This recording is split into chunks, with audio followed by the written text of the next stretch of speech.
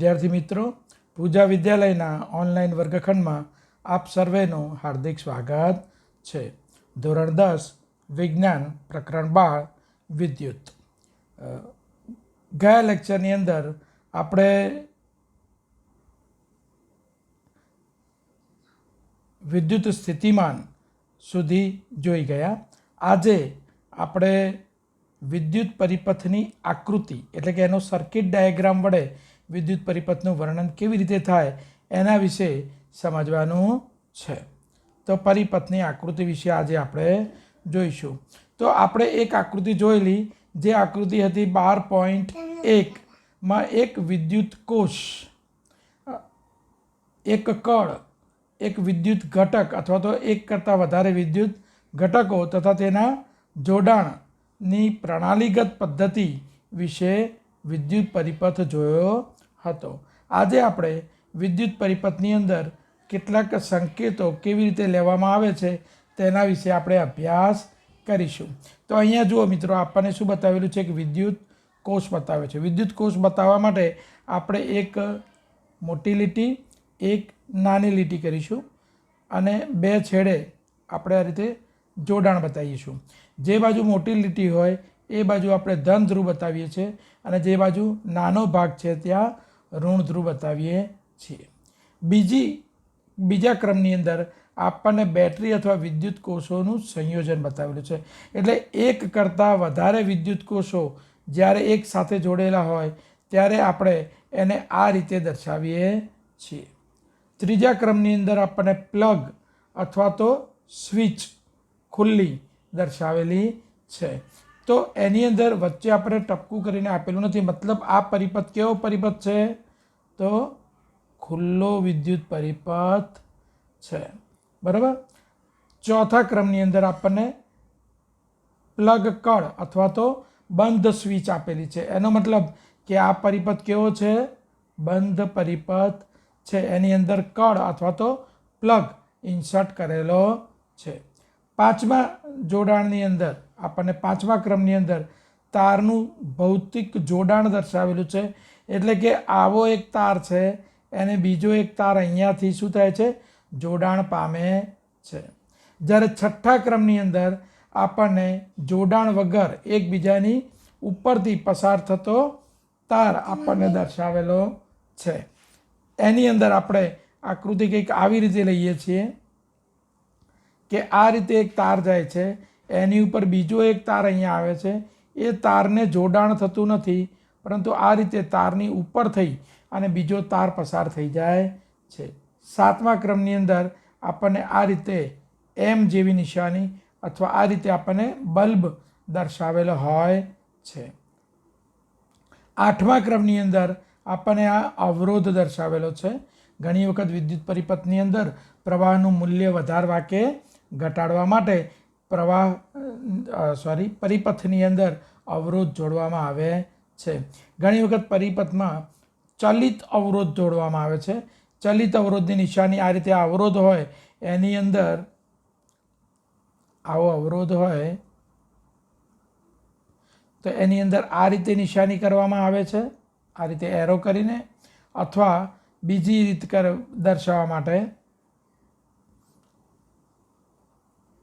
આ રીતે હોય તો એની ઉપર આ રીતે ચલિત અવરોધ, એટલે આને આગળ પાછળ ખસેડી અને પરિપથના અવરોધને આપણે વધારી કે ઘટાડી શકીએ છીએ। જો આ છે, આને આગળ પાછળ આપણે જો આમ લઈ જઈએ તો અવરોધ વધારી શકાય, આ બાજુ લઈ જઈએ તો અવરોધને ઘટાડી શકાય છે।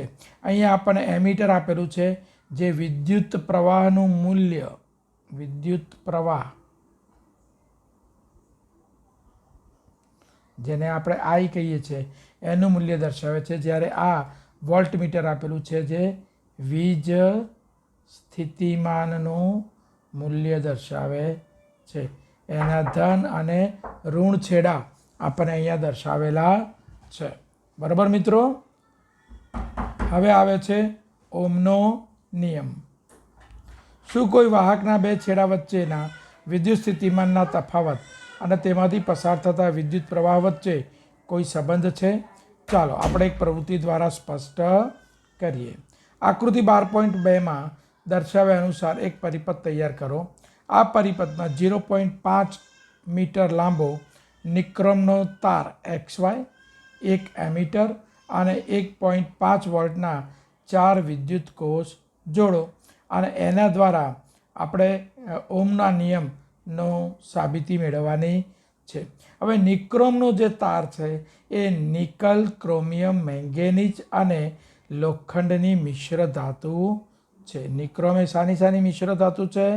તો નિકલ, ક્રોમિયમ, મેંગેનીઝ અને લોખંડની મિશ્ર ધાતુ છે.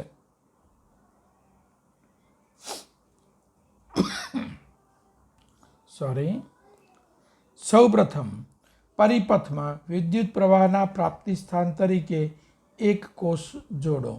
પરિપથમાં નિક્રોમના તાર, આ જે XY જે છે એ નિક્રોમનો શું છે? આ તાર છે.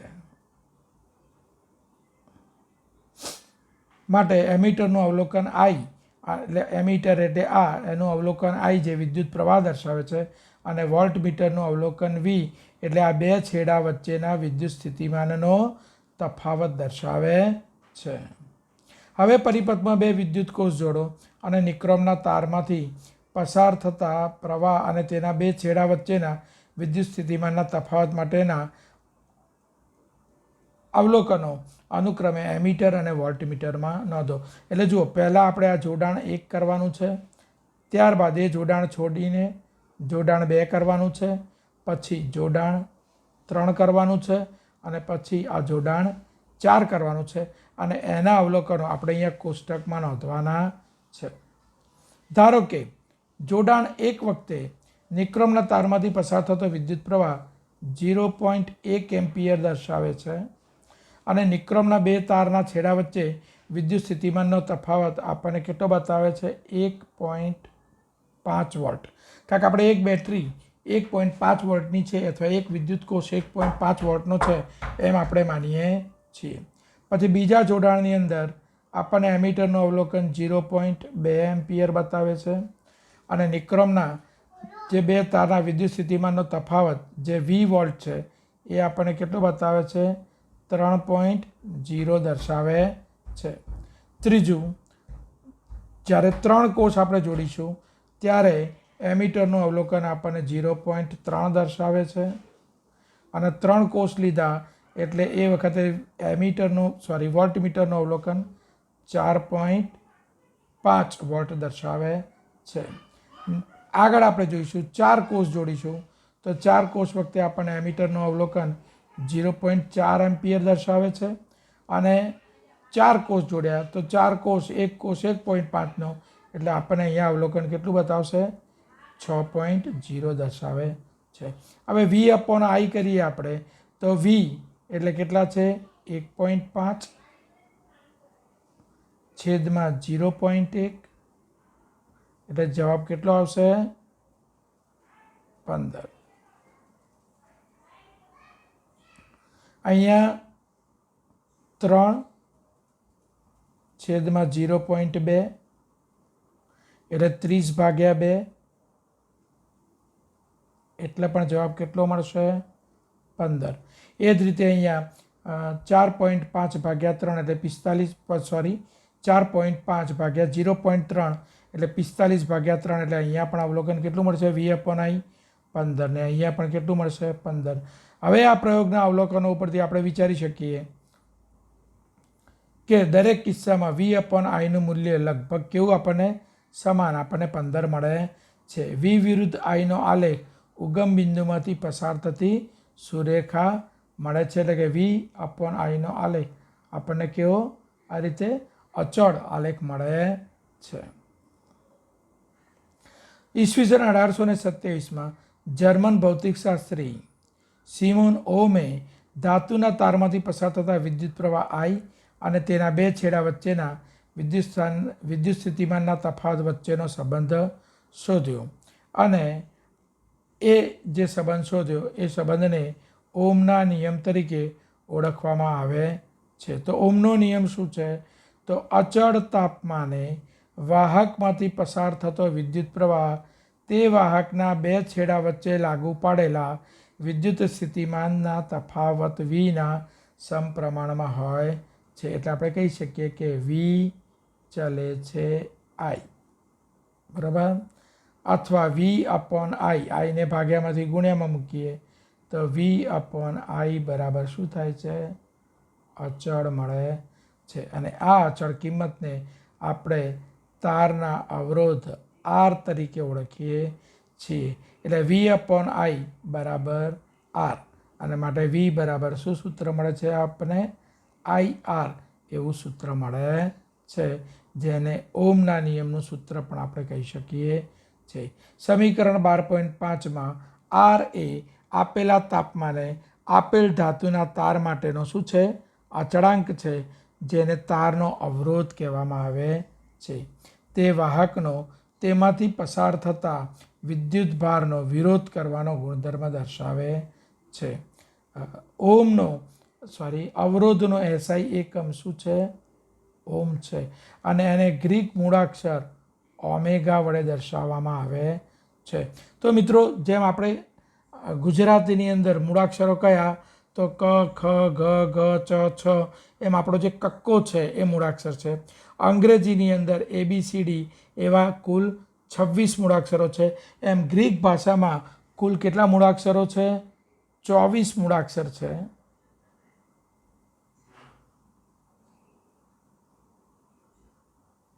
અને એમાં આ જે ઓમેગા છે એ 24મો, એટલે કે છેલ્લો મૂળાક્ષર છે. એટલે કે અવરોધને ગ્રીક ભાષાના 24માં છેલ્લા મૂળાક્ષર ઓમેગા વડે દર્શાવવામાં આવે છે. હવે વી બરાબર આઈ આર ઉપરથી આપણે જોઈએ તો આરને સૂત્ર કરતાં બનાવીએ તો આર બરાબર આપણને સૂત્ર મળશે વી અપોન આઈ.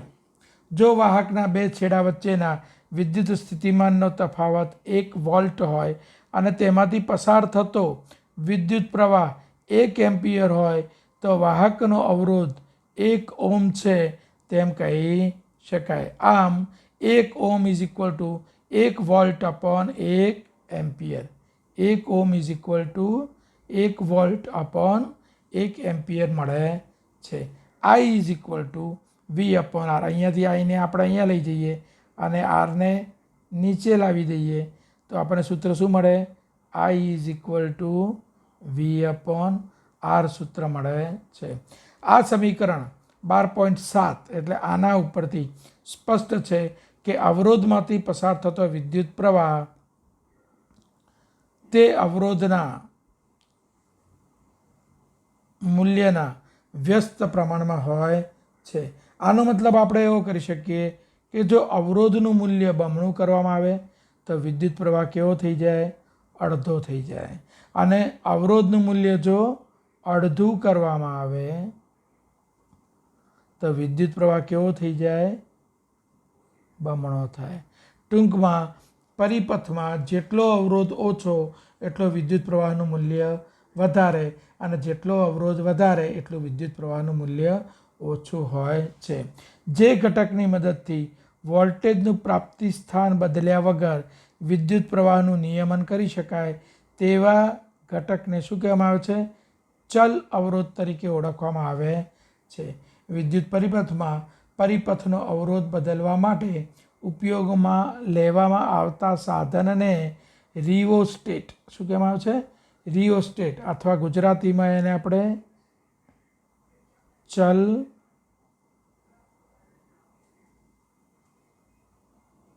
અવરોધક તરીકે ઓળખીએ છીએ. હવે આપણે નીચેની પ્રવૃત્તિ દ્વારા વાહકના અવરોધનો અભ્યાસ કરીશું. હવે આપણે જોઈશું પ્રવૃત્તિ 12.2. એક નિક્રોમનો તાર, એક ટોર્ચ અથવા બલ્બ, એક 10 વોટનો બલ્બ તથા એક એમીટર, એક કળ તથા એક જોડાણ માટેનો તાર લઈએ. 1.5 વોલ્ટના દરેક એક એવા 4 સૂકા કોષ શ્રેણીમાં અને તેની સાથે એમીટર આકૃતિ 12.4માં દર્શાવ્યા પ્રમાણે જોડો.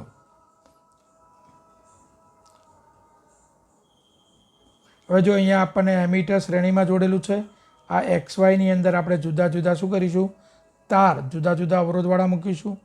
આ બેટરી છે, આ કળ છે, આ વિદ્યુત પરિપથ આપણે અહીંયા દર્શાવેલો જ છે. વિદ્યુત પ્રવાહ આ રીતે આ દિશામાંથી આ રીતે વહન પામે છે. અંતરાલ XYમાં નિક્રોમનો તાર જોડી પરિપથને પૂર્ણ કરો અને ત્યારબાદ કળમાં પ્લગ ભરાવો એટલે વિદ્યુત પ્રવાહ ચાલુ થશે. એમીટરનું અવલોકન નોંધો. કળમાંથી પ્લગ બહાર કાઢી લો પ્રયોગ પૂર્ણ કર્યા પછી. અંતરાલ XYમાં નિક્રોમના તારની જગ્યાએ ટોર્ચનો બલ્બ જોડો અને તેમાંથી વહેતો વિદ્યુત પ્રવાહ એમીટરની મદદથી માપો. XY અંતરાલમાં 10 વોલ્ટનો બલ્બ જોડી અને ઉપરના પદોનું ફરીથી પુનરાવર્તન કરો. શું XY અંતરાલમાં જોડેલા જુદા જુદા ઘટકો માટે એમીટરના અવલોકન જુદા જુદા મળે છે? હા, આપણને એમીટરના અવલોકન જુદા જુદા મળે છે, કારણ કે જુદા જુદા ઘટકોનો અવરોધ જુદો જુદો છે. એના પરિણામે પરિપથમાં વહેતો પ્રવાહ પણ આપણને જુદો જુદો જોવા મળે છે. ઉપરના અવલોકનો શું દર્શાવે છે? તમે અંતરાલમાં કોઈ પણ દ્રવ્ય ઘટક જોડી પ્રવૃત્તિનું પુનરાવર્તન કરી શકો છો. દરેક કિસ્સા માટે એમીટરનું અવલોકન નોંધો. અવલોકનનું વિશ્લેષણ કરો. ઉપરની પ્રવૃત્તિમાં જણાય છે કે જુદા જુદા ઘટકોમાં પ્રવાહ કેવો મળે આપણને? જુદો જુદો. મેં આપને પહેલાં કીધું એ. શા માટે પ્રવાહ જુદો છે? કારણ કે વચ્ચે XYની વચ્ચે જે ઘટકો અહીંયા જોડવામાં આવેલા છે એ ઘટકોનો અવરોધ કેવો છે? જુદો જુદો છે. કેટલાક ઘટકો વિદ્યુત પ્રવાહને સરળ માર્ગ પૂરો પાડે છે, જ્યારે કેટલાક વહનને અવરોધે છે. જેનો વધારે અવરોધ હોય એ વહનને શું થાય? વિદ્યુત પ્રવાહના ઇલેક્ટ્રોનની ગતિને અવરોધે છે. આપણે જાણીએ છીએ કે વિદ્યુત પરિપથમાં ઇલેક્ટ્રોનની ગતિ એ વિદ્યુત પ્રવાહનું નિર્માણ કરે છે. એટલે જો અવરોધ વધારે હોય તો ઇલેક્ટ્રોનની ગતિને વધારે અવરોધ નડે અને વિદ્યુત પ્રવાહનું મૂલ્ય આપણને ઓછું મળે છે. જો કે ઇલેક્ટ્રોન વાહકમાં ગતિ કરવા માટે પૂર્ણપણે સ્વતંત્ર હોતા નથી. જે પરમાણુઓ વચ્ચેથી તે ગતિ કરે છે તેમના આકર્ષણ દ્વારા તેની ગતિ નિયંત્રિત થઈ જાય છે. આમ વાહકમાં ઇલેક્ટ્રોનની ગતિ તેના અવરોધ દ્વારા શું થઈ જાય છે? મંદ પડી જાય છે. આપેલ પરિમાણના વાહકોમાંથી જેનો અવરોધ ઓછો હોય તે કેવો કહેવાય? સારો વાહક કહેવાય અથવા તો સુવાહક કહેવાય. જેનો વાહક ગણનાપાત્ર અવરોધ લગાડતો હોય તેને અવરોધક કહે છે. ગણનાપાત્ર અવરોધ લાગતો હોય તો એવા પદાર્થને શું કહેવાય? અવરોધક કહે છે. સમાન પરિમાણ ધરાવતા વાહકમાં જેનો અવરોધ વધારે હોય તો એને મંદ વાહક પણ કહેવામાં આવે છે. અને જો અવરોધ અનંત અથવા તો ખૂબ વધારે હોય તો એને આપણે શું કહીએ છીએ? અવાહક તરીકે ઓળખીએ છીએ. સુવાહકનો અવરોધ જેની પર આધાર રાખે છે, તો સુવાહકનો અવરોધ કયા કયા પરિબળો ઉપર આધાર રાખે છે એના વિશે આપણે હવે જોઈએ. તો અહીંયા આપણને આકૃતિની અંદર એક કોષ, એમીટર, L લંબાઈનો એક નિક્રોમનો તાર જેને આપણે 1 વડે દર્શાવેલો છે અને એક કળને 12.5માં જોડી પરિપથ પૂર્ણ કરો અને અહીંયા એમીટરનું અવલોકન નોંધો. ત્યારબાદ 2 વડે દર્શાવેલું છે એવો 2 L લંબાઈનો તાર લો. કેટલો? પહેલાં L લંબાઈનો તાર લો, પછી કેટલો? એટલી જ જાડાઈનો 2L લંબાઈનો તાર લો, પછી ત્રીજી વખત આ પહેલી વખત L લંબાઈનો તાર લીધો, બીજી વખત એટલી જ જાડાઈનો 2L લંબાઈનો તાર લીધો, ત્રીજી વખત L લંબાઈ પણ આની જાડાઈ કેટલી હતી? D. આની જાડાઈ કેટલી હતી? D. આડછેદનું ક્ષેત્રફળ અહીંયા 2D આડછેદનું ક્ષેત્રફળ હોય એવો તાર લો અને એમીટરના અવલોકનો નોંધો. જો આપણે અહીંયા બુકમાં જોઈ લઈએ. હવે નિક્રોમના તારના સ્થાને નિક્રોમનો બીજો તાર જોડો જેની જાડાઈ સમાન પણ લંબાઈ કેવી? 2 ગણી.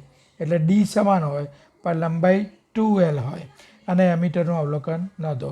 હવે તેના સ્થાને L લંબાઈનો પણ જાડો 2D જાડાઈવાળો જાડો નિક્રોમનો તાર લો અને તારના આડછેદનું ક્ષેત્રફળ વધુ હોય. ફરીથી વિદ્યુત પ્રવાહ માપો. નિક્રોમના તારની જગ્યાએ હવે આપણે કયો તાર લઈશું? તાંબાનો. ધાતુ બદલી નાખીએ અને પરિપથમાં જોડો. આ તારની લંબાઈ અને આડછેદનું ક્ષેત્રફળ પ્રથમ જે 1માં હતો, લંબાઈ કેટલી? L, અને આડછેદનું ક્ષેત્રફળ કેટલું? D જેટલું જ રાખીશું, પહેલાં હતું એટલું જ. અને વિદ્યુત પ્રવાહનું અવલોકન કરો. દરેક કિસ્સામાં વિદ્યુત પ્રવાહનો તફાવત ધ્યાનથી જુઓ તો વિદ્યુત પ્રવાહમાં વધઘટ જોવા મળે છે. શું વિદ્યુત પ્રવાહ વાહકની લંબાઈ ઉપર આધાર રાખે છે? હા. શું વિદ્યુત પ્રવાહ વાહકના આડછેદ ઉપર આધાર રાખે છે? હા. એવું જોવા મળે છે કે તારની લંબાઈ બમણી કરતાં એમીટરનું અવલોકન કેવું થઈ જાય છે? અડધું થઈ જાય છે. એનો મતલબ એવો થાય કે તારની લંબાઈ બમણી કરવામાં આવે તો અવરોધ વધે, અને અવરોધ વધે એટલે એમીટરનું અવલોકન અડધું, વિદ્યુત પ્રવાહ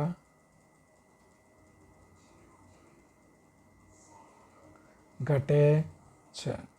સમાન લંબાઈ તથા આડછેદનું ક્ષેત્રફળ ધરાવતા બીજા દ્રવ્યનો જાડો તાર વાપરતા એમીટરનું અવલોકન બદલાય છે. ઓમનો નિયમ લાગુ પડતા આપણને માલુમ પડે છે વાહક તારનો અવરોધ તેની લંબાઈના સમપ્રમાણમાં હોય છે. એટલે લંબાઈ વધે તો અવરોધ વધે, લંબાઈ ઘટે તો અવરોધ ઘટે. આડછેદના ક્ષેત્રફળના વ્યસ્ત પ્રમાણમાં હોય છે. એટલે કે આડછેદનું ક્ષેત્રફળ જાડું હોય તો જાડા તારનો અવરોધ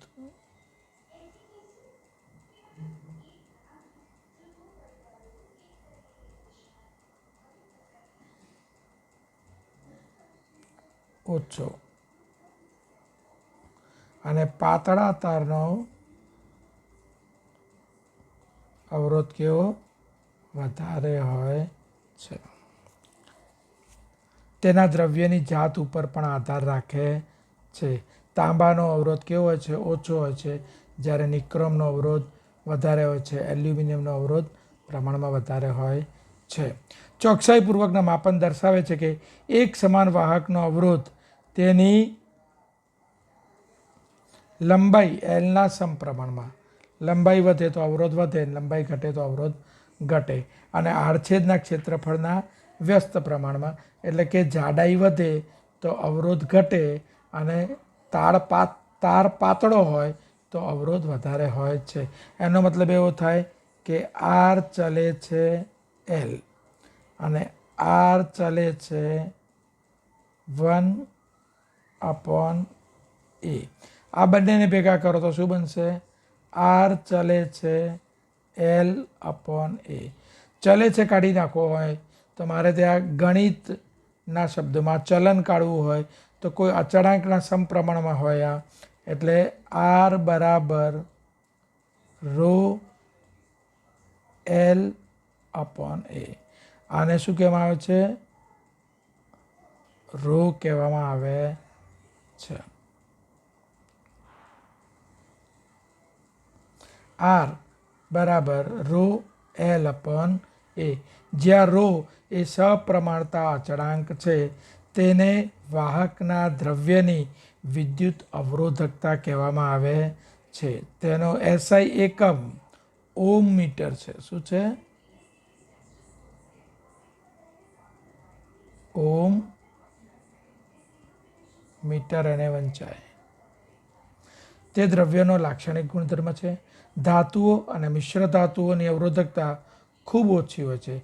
તેનો વિસ્તાર 10⁻8 ઓમ મીટરથી 10⁻6 ઓમ મીટર હોય છે. તે વિદ્યુતના સારા વાહકો છે. અવાહકો જેવા કે રબર, કાચ જેવા અવાહકોની અવરોધકતાનો વિસ્તાર 10⁻12 ઓમ મીટરથી 10⁻17 ઓમ મીટર હોય છે. મિત્રો, આ આપણે એક વાક્યના સવાલ જવાબ માટે તૈયાર કરી લેવું જોઈએ કે ભાઈ ધાતુઓ અને મિશ્ર ધાતુઓની અવરોધકતાનો વિસ્તાર કેટલો હોય છે? 10⁻8 ઓમ મીટરથી 10⁻6 ઓમ મીટર. જ્યારે અવાહકોનો અવરોધકતાનો વિસ્તાર કેટલો હોય છે? તો 10^12 ઓહમ મીટરથી 10^17 ઓહમ મીટર જેટલો હોય છે. અહીંયા આપણને નીચે કોષ્ટક 12.1 આપેલું છે, જેમાં મિશ્ર ધાતુઓની અવરોધકતા તેમની મૂળ અવરોધકતા કરતાં કેવી હોય છે? વધારે હોય છે.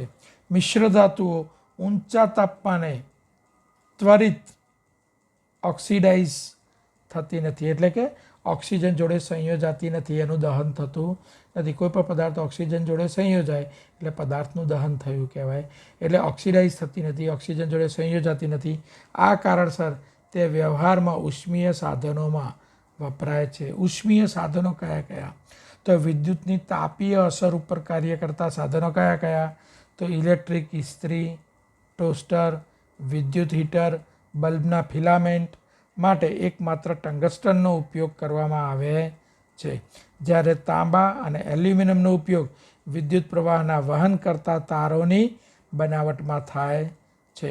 અહીંયા 20°C તાપમાને કેટલાક દ્રવ્યોની અવરોધકતા આપેલી છે. જુઓ મિત્રો, તાપમાન બદલાશે તો અવરોધકતા બદલાશે, એટલે આપણને અહીંયા ચોક્કસ કીધું છે કે 20°C તાપમાને કેટલાક દ્રવ્યોની અવરોધકતા: ચાંદીની 1.60 × 10⁻8 ઓહમ મીટર, તાંબાની 1.62 × 10⁻8 ઓહમ મીટર, એલ્યુમિનિયમની 2.63 × 10⁻8 ઓહમ મીટર. જ્યારે મિશ્ર ધાતુઓની અવરોધકતા કેવી છે? એનાથી ઓછી હોય છે. બરાબર, આ મૂલ્યો આપણે અત્યારે યાદ રાખવાના નથી. દાખલા ગણતી વખતે મૂલ્યનો આપણે ઉપયોગ કરી શકીએ છીએ. તો મિત્રો, આજનું લેક્ચર આપણે અહીંયા પૂર્ણ કરીએ કે આગળ ચાલુ રાખવો છે? ચલો દાખલા આપણે પતાવી લઈએ. ઉદાહરણ 12.13. એક વિદ્યુત બલ્બના ફિલામેન્ટનો અવરોધ 1200 ઓહમ છે અને તેને 220 વોલ્ટના પ્રાપ્તિ સ્થાન સાથે જોડવામાં આવે તો વિદ્યુત બલ્બ કેટલો પ્રવાહ ખેંચશે? તો આપણે જુઓ, અહીંયા આપણને વિદ્યુત સ્થિતિમાનનો તફાવત કેટલો આપ્યો છે? 220 વોલ્ટ. અવરોધ કેટલો છે? 1200 વોલ્ટ. તો આ આપણને આપેલો છે. તો આપણે વિદ્યુત પ્રવાહ I = V/R, 220/1200. તો 0 શું થઈ જશે? અહીંયા કટ થઈ જશે. અહીંયા ઉપર 2 11 ને નીચે 60 આવશે અને 11/60 એટલે કેટલા થશે? 0.18 એમ્પિયર મળશે. વિદ્યુત હીટરની કોઇલનો અવરોધ 100 ઓહમ છે, તેને 220 વોલ્ટમાં જોડવામાં આવે તો I = 220 વોલ્ટ છેદમાં R = 100 ઓહમ, તો 2.2 એમ્પિયર જોવા મળે છે. તો જુઓ મિત્રો, બલ્બનો અવરોધ વધારે હતો તો મળતો પ્રવાહ કેવો થયો? ઓછો થયો. જ્યારે વિદ્યુત હીટરમાં અવરોધ કેવો હતો? ઓછો હતો, તો મળતો વિદ્યુત પ્રવાહ કેવો થાય છે? વધારે થાય છે. એક વિદ્યુત હીટર પ્રાપ્તિ સ્થાનમાંથી 4 એમ્પિયર જેટલો વિદ્યુત પ્રવાહ ખેંચે છે ત્યારે તેના બે છેડા વચ્ચે વિદ્યુત સ્થિતિમાનનો તફાવત કેટલા વોલ્ટ છે? 60 વોલ્ટ છે. જો વિદ્યુત સ્થિતિમાનનો તફાવત 120 વોલ્ટ સુધી લઈ જવામાં આવે તો હીટર કેટલો પ્રવાહ ખેંચશે? તો આપણે વિદ્યુત સ્થિતિમાનનો તફાવત કેટલો આપેલો છે? V = 60 વોલ્ટ આપેલો છે અહીંયા, અને વિદ્યુત પ્રવાહ કેટલો આપેલો છે? 4 ઓહમ. તો R = V/I, 60/4 કેટલા? 15 ઓહમ અવરોધ આપણને મળે છે. હવે વિદ્યુત સ્થિતિમાનનો તફાવત કેટલો? 120 વોલ્ટ કરવામાં આવે તો પ્રવાહ I બરાબર શું થશે? V/R. V બરાબર કેટલો લઈ જવાનો છે આપણે? 120 વોલ્ટ. અને અવરોધ કેટલો મળ્યો આપણને? 15 ઓહમ. 15 × 120 એટલે કેટલો પ્રવાહ મળશે આપણને? 8 એમ્પિયર પ્રવાહ મળશે. આપણને 8 એમ્પિયર હીટરમાંથી વહેતો પ્રવાહ મળે છે. ધાતુના 1 મીટર લંબાઈ ધરાવતા તારનો 20°C તાપમાને અવરોધ 26 ઓહમ છે. જો તારનો વ્યાસ 0.3 મિલીમીટર હોય તો તે તાપમાને ધાતુની અવરોધકતા કેટલી હશે? કોષ્ટક 12.2નો ઉપયોગ કરી તારના દ્રવ્યનું પૂર્વાનુમાન કરો. તો આપણને આપવામાં આવ્યું છે કે અવરોધ R બરાબર કેટલો છે? 26 ઓહમ છે. વ્યાસ D = 0.3 મિલીમીટર છે હવે 0.3 મિલીમીટર એટલે 3/10 મિલીમીટર એટલે 3 ગુણ્યા 10⁻1 મિલીમીટર થયું. અને એનો મારે મીટર કરવા હોય તો 10⁻3 વડે ગુણવા પડે. એટલે કેટલા થશે? 3 ગુણ્યા 10⁻4 મીટર મને એનો આડછેદનું ક્ષેત્રફળ એના આડછેદનો વ્યાસ મળે છે. તારની લંબાઈ L બરાબર 1 મીટર છે. તો ρ બરાબર RA/A. હવે અહીંયા આપણે એકચ્યુઅલી સૂત્ર છે ને, હું તમને સમજાવી દઉં.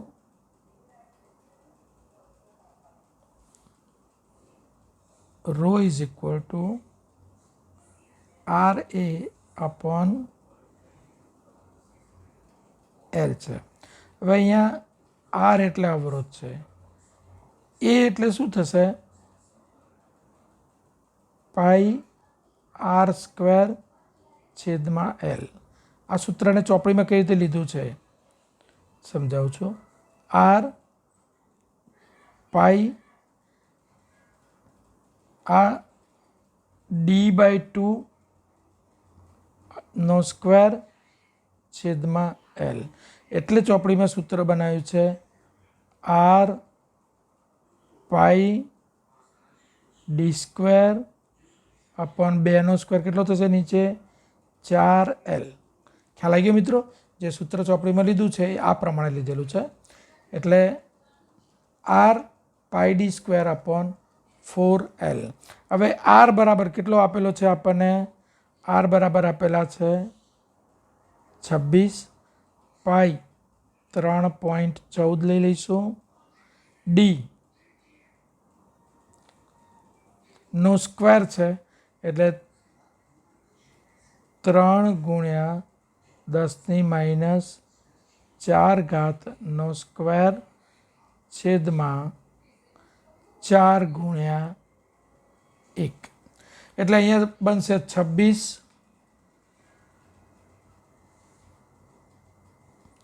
ગુણ્યા 3.14 ગુણ્યા 3 નો સ્ક્વેર કેટલો થશે? 9 ગુણ્યા 10⁻ કેટલી ઘાત? 4 × 8 અને છેદમાં 4. 4 આને ભાગીશું તો કેટલા આવશે? 2.25. હવે 2.25 ગુણ્યા 3.14 ગુણ્યા 26 ગુણ્યા 10⁻8 નો જવાબ મળશે. ρ બરાબર 1.84 ગુણ્યા 10⁻6 ઓહ્મ. 20°C તાપમાને આ અવરોધકતા કોની છે? મેંગેનીઝની છે. એટલે કે આપેલો ધાતુનો તાર એ મેંગેનીઝનો તાર હશે એવું કહી શકાય. ઉદાહરણ 12.6. આપેલ દ્રવ્યના L લંબાઈના અને A આડછેદ ધરાવતો તારનો અવરોધ 4 ઓહ્મ છે. એટલે R1 બરાબર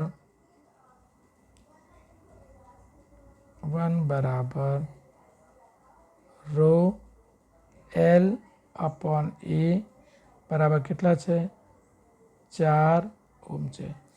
તો આ જ દ્રવ્યના L/2 લંબાઈ લઈ લો તમે, અને 2A આડછેદ ધરાવતું જે ક્ષેત્રફળ છે એનો અવરોધ કેટલો થાય? તો R2 બરાબર ρ/L/2 અને અવરોધ કેટલો છે? 2A. એટલે અહીંયા એવું બનશે કે ρ/L/ આ 2 ક્યાંય જશે? નીચે. એટલે 4A. હવે ρ/L/A બરાબર 4 છે. એટલે 4/4 બરાબર કેટલા? 1 ઓહ્મ અવરોધ આપણને મળશે. મિત્રો, સ્વાધ્યાયના ઇનટેક્સ જે પ્રશ્નોત્તર છે એ આપ સર્વે પોતાની જાતે કરશો. આવતા લેક્ચરમાં શક્ય હશે તો આ પ્રશ્નો હું આપને સમજાવીશ. આજનો લેક્ચર ખૂબ લાંબો થઈ જશે એટલે આપણે અહીંયા પૂર્ણ જાહેર કરીએ છીએ. આમ છતાં કોઈપણ વિદ્યાર્થીને આજના લેક્ચરમાં કંઈ પણ તકલીફ હોય અને અંગત માર્ગદર્શનની જરૂર હોય તો શાળામાં આવી અને અમારો કોન્ટેક્ટ કરી શકીએ છીએ. શાળામાં દરરોજ ગણિત વિજ્ઞાનના એક શિક્ષક મિત્ર તો હાજર હોય જ છે. તો આપ સર્વે કોઈપણ 3માંથી એક સરનો સંપર્ક કરી અને તમારી મુશ્કેલી હળવી કરી શકો છો. આશા રાખું છું કે આપ સર્વેને આજના લેક્ચરમાં સંપૂર્ણ ખબર પડી હશે અને લેક્ચરની વ્યવસ્થિત નોટ આપ સર્વે તૈયાર કરશો તેવી અપેક્ષા સાથે આજનો લેક્ચર અહીંયા પૂર્ણ જાહેર કરીએ છીએ. જય હિન્દ, જય ભારત. નાઉ આઈ એમ સાઇનિંગ ઓફ.